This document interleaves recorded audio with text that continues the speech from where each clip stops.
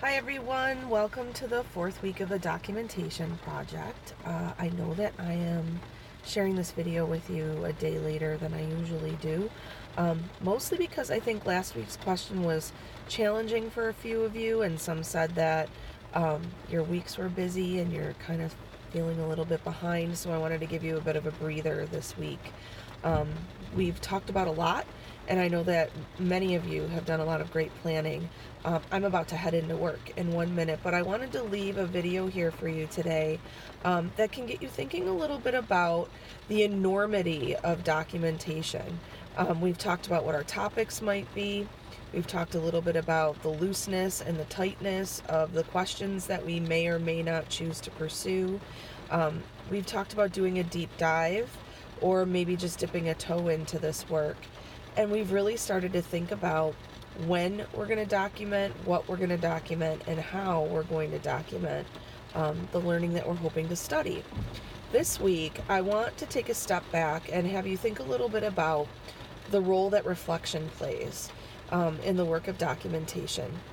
This is something that I'm thinking about a lot because, as you might imagine, as a professional learning facilitator, I don't necessarily work a lot inside of schools in September because teachers are just coming back to school in most of the places where I work, and they're busy with their kids. So this week and next week are really go time for me, and I am traveling a lot and excited to see friends that I haven't seen all summer, but also diving back into my own work. And I'm noticing that I'm feeling far more reflective than I have in the past, and I think it's because I've been fiddling with documentation for a number of years now, and it's become a habit where I'm noticing that when I take pictures during a session or I'm scribbling things in my sketchbook, that I'm also pausing and thinking a little bit about, what am I noticing, kind of the here's what, and what might that mean, so what, and what am I going to do in response to what I'm noticing, the now what.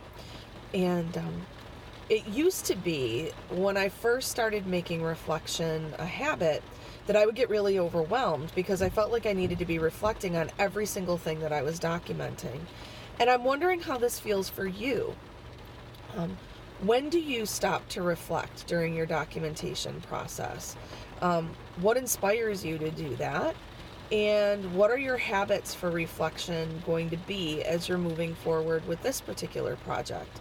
Does it overwhelm you when you don't have the time or the energy to stop and reflect on every single thing that you're documenting? Do you feel satisfied if you aren't able to do that because it's almost impossible to?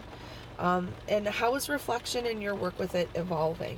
These are this week's questions, and I'm going to be sharing some resources that hopefully will help you with the work of reflection.